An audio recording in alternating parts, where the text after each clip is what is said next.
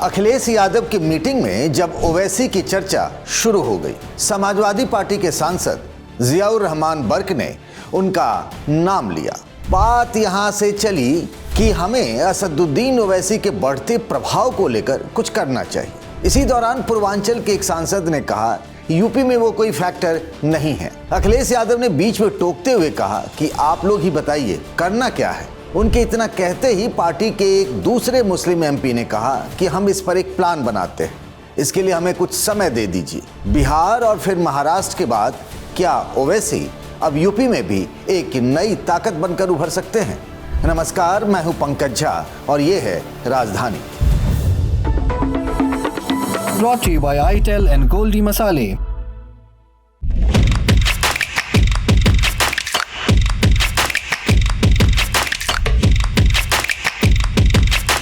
Meeting के अंदर बात इस पर हुई कि ओवैसी को यूपी में कैसे रोका जाए, पर जब बैठक खत्म हुई तो बाहर निकलकर आए सांसद रमाशंकर राजभर ने कहानी में ट्विस्ट ला दिया। उनसे जब सवाल पूछा पत्रकारों ने कि AIMIM को लेकर बैठक के अंदर क्या फैसला हुआ, तो उन्होंने क्या कहा? एक मिनट चर्चा हुई है। आप लोकतांत्रिक नेता हैं, ये बता दीजिए क्या MIM का नाम आया बैठक में? इतना बता दीजिए बस। आप बहुत लोकतांत्रिक हैं। मैंने कहा ना, मैंने कहा तो आप कि पीडीए की लड़ाई में जो आ गया साथ उसका स्वागत किया जाएगा। भारतीय जनता पार्टी को समाजवादी पार्टी और इंडिया गठबंधन हरा रहा है।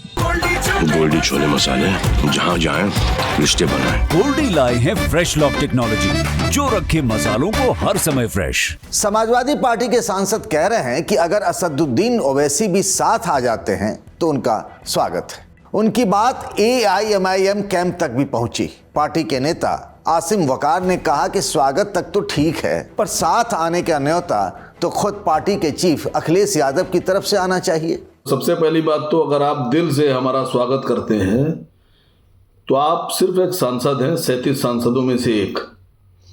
लेकिन आपके बॉस जनाब अखिलेश यादव जी से अगर आपकी सिलसिले में बात हुई है और आपका बयान अखिलेश जी की मर्जी अनुसार है, तो यही बयान आप अखिलेश यादव जी से कहलवा दीजिए कि वो स्वागत करते हैं हमारा। ओवैसी की तो पिछले कई वर्षों से यही चाहत रही है कि वो समाजवादी पार्टी के साथ गठबंधन में चुनाव लड़े, पर अखिलेश और ओवैसी के रिश्ते तो जग जाहिर हैं। पिछले विधानसभा चुनाव के दौरान अखिलेश ने एक बार मुझसे कहा था कि ओवैसी इस तरह के बयान देते हैं जिससे सांप्रदायिक ध्रुवीकरण हो जाता है, ऐसे में फायदा बीजेपी को होता रहा है, तो फिर उनसे रिश्ता क्यों रखना? इस बार समाजवादी पार्टी ओवैसी को लेकर डबल डोज वाली पॉलिटिक्स कर रही है। वरिष्ठ पत्रकार मोहम्मद कासिम भी इसे कुछ इसी नजर से देखते हैं। देखिए, उसकी वजह यह है कि जो लोग MP हैं या MLA हैं वो ओवैसी को इग्नोर नहीं कर पा रहे। अगर ओवैसी के बारे में कोई बयानबाजी करेंगे, मैं एक बात पंकज भाई कहता रहा, पता नहीं आप तक वो बात पहुंची कि नहीं, मैं हमेशा कहता हूं कि मायावती हैं, उनको शेड्यूल कास्ट का उनका समाज वोट दे ना दे, उनके खिलाफ उठने वाली किसी भी बयान को वो बहुत मतलब उसको अच्छा नहीं लगता। उसी स्थिति में अब मैं ओवैसी को देख रहा हूं। मुसलमान उनको वोट दे ना दे, लेकिन मुसलमानों का एक बड़ा तबका ओवैसी को लेके उसके दिल में कहीं ना कहीं मतलब एक मुसलमान और भाई वाला दर्द, जैसे भाईजान जैसी स्थिति में उनको पहुंच गए हैं। तो इसलिए ये लोग बचते हैं। भाई इन्हें मालूम है आसपास के सराउंडिंग में अपने वर्कर्स के बीच में, शादी ब्याह में कहीं जाते हैं, जिक्र आता है तो नेता नफ पे हाथ रखता है। उसे मालूम है कि हमारी लोकसभा में मुसलमानों का ओवैसी के प्रति रुझान क्या है, तो उससे बचने के लिए ये बयानात तो नेता देते हैं। लेकिन आसिम वकार का बिल्कुल सही कहना है कि भाई आप अपने राष्ट्रीय अध्यक्ष से कहिए कि नेता भेजें, या फिर वही होगा तमाशा बिहार वाला के उत्तर प्रदेश में देखने का न मिले कि शौकत अली ढोल ताशे के साथ पहुंच गए अखिलेश यादव के यहाँ, भाई ऐसा है 25 सीटें हमको दे दीजिए, बाकी आप लड़िए, हम आपसे गठबंधन करने आए। वो तमाशा हम आप उत्तर प्रदेश में भी देख सकते हैं। ओवैसी को लेकर समाजवादी पार्टी दो खेमों में बटी नजर आ रही है। पार्टी के मुस्लिम नेता उनका साथ चाहते हैं, बाकी को लगता है उनसे दूरी ही भली। इसके पीछे का तर्क ये है कि ओवैसी का नाम जोड़ते ही चुनाव हिंदू मुसलमान हो सकता है। ऐसा हुआ तो रिएक्शन में हिंदू वोटर एकजुट होकर बीजेपी के साथ जा सकता है। मुरादाबाद से समाजवादी पार्टी के सांसद रहे ST हसन ने बड़ी बात कह दी। वो कहते हैं कि सेकुलर वोट बंटना नहीं चाहिए। ओवैसी साहब को बहुत से मुसलमान वोट देते हैं। विधानसभा चुनाव में 5 से 10 हजार वोट की भी बड़ी अहमियत होती है। अगर यही वोट ओवैसी की पार्टी को मिल सकता है तो फिर हमारा तो नुकसान तय है। अब तक जब भी ओवैसी और अखिलेश यादव आमने सामने हुए हैं, हर बार जीत अखिलेश की हुई है, लेकिन महाराष्ट्र के नतीजों ने समाजवादी पार्टी के लिए खतरे की घंटी बजा दी है। AIMIM ने मुंबई में अखिलेश यादव की पार्टी के गढ़ में सेंध लगा दी।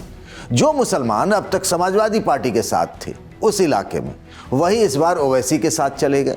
लोकल बॉडी इलेक्शन में ओवैसी ने अखिलेश की पार्टी का तो एक तरीके से सुपड़ा ही साफ कर दिया।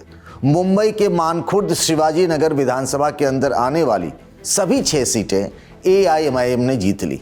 पिछली बार यहां की 5 सीट समाजवादी पार्टी के कब्जे में रही थी। मुंबई के मुस्लिम बाहुल्य इलाकों में इस बार कई जगहों पर चुनाव अखिलेश यादव बनाम ओवैसी रहा।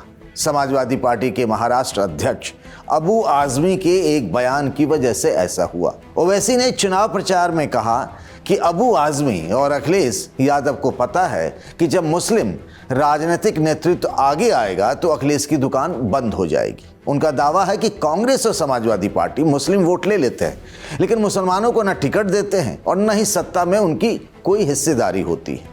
मुस्लिम वोट बैंक पर इसका असर पड़ा, इससे ओवैसी की पार्टी को वोट मिला। अबू आजमी ने चुनाव के दौरान एक बार कहा था कि हम यूपी से आते हैं, उठाकर पटक देंगे। ये MIM वाले एक MP को लेकर दंदनाते रहते हैं, हमारे पास तो 37 हैं। अब फिर से एक बार इसी 37 का दम भरा जा रहा है, पर मैदान मुंबई से शिफ्ट होकर यूपी पहुंच गया है। समाजवादी पार्टी के सांसदों की बैठक के बाद अखिलेश यादव ने इसका फोटो शेयर किया। लिखा 37 जिताएंगे 27, हम मिलकर PDA सरकार बनवाएंगे, PDA का परचम पूरे देश में लहराएंगे। यूपी में साल 2027 की शुरुआत में विधानसभा के चुनाव हैं।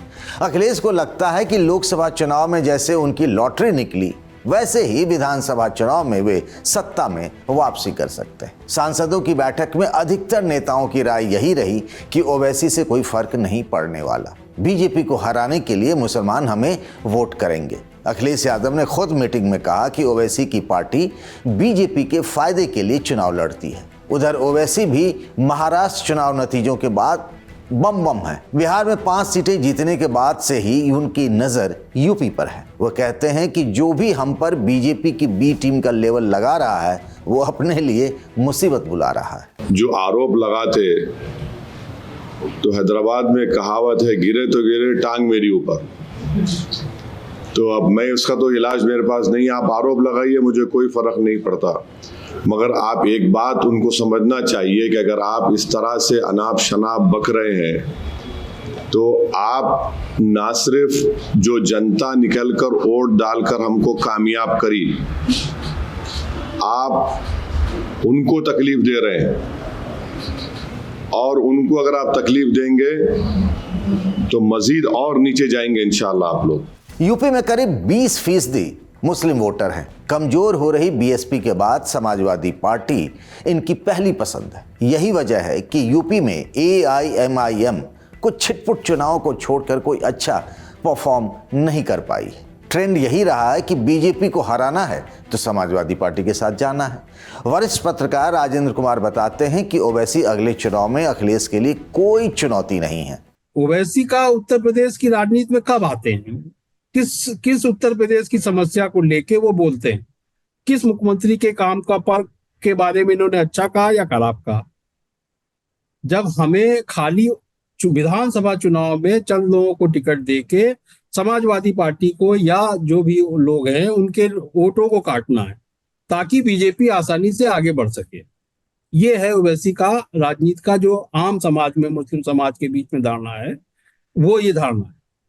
अब उसमें वो कितना कर लेंगे। अच्छा, ओवैसी उत्तर प्रदेश में दाखिल हो रहे हैं, चीजें कर रहे हैं, बड़े लंबे समय से कर रहे हैं, पिछले चुनाव में भी रहे, पंचायत चुनाव में भी रहे, लगातार चल रहे हैं। तो अखिलेश यादव भी ये जानते हैं, वो भी राजनीति कर रहे हैं कि इनको कैसे निपटना।